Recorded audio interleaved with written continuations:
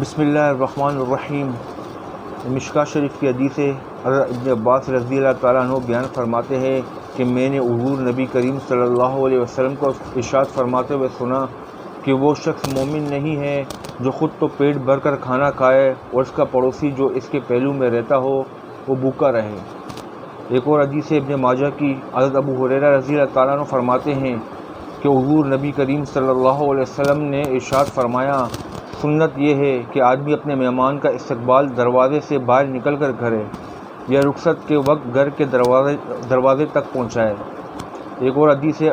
ابو داؤد کی، حضرت جابر بن عبداللہ رضی اللہ تعالیٰ عنہ فرماتے ہیں کہ حضور نبی کریم صلی اللہ علیہ وسلم نے ارشاد فرمایا، جب کوئی شخص کوئی بات کہے پھر وہ چلا جائے تو اس کی بات امانت ہے۔ ایک اور حدیث ہے حضرت ابو ہریرہ رضی اللہ تعالیٰ عنہ سے مروی ہے کہ ایک شخص نے حضور نبی کریم صلی اللہ علیہ وسلم سے کہا کہ یا رسول اللہ صلی اللہ علیہ وسلم، فلاں عورت بہت زیادہ نفل نمازیں پڑھتی، نفل روزے رکھتی اور صدقہ کرتی ہے اور اس لحاظ سے وہ مشہور ہے، مگر اپنے ہمسایوں کو اپنی زبان سے تکلیف پہنچاتی ہے۔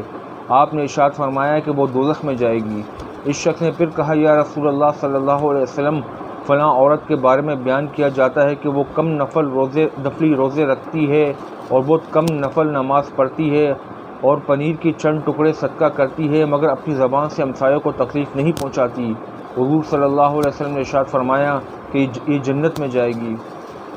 بخاری شریف کی حدیث سے حضرت انس رضی اللہ تعالیٰ عنہ فرماتے ہیں کہ حضور نبی کریم صلی اللہ علیہ وسلم نے ارشاد فرمایا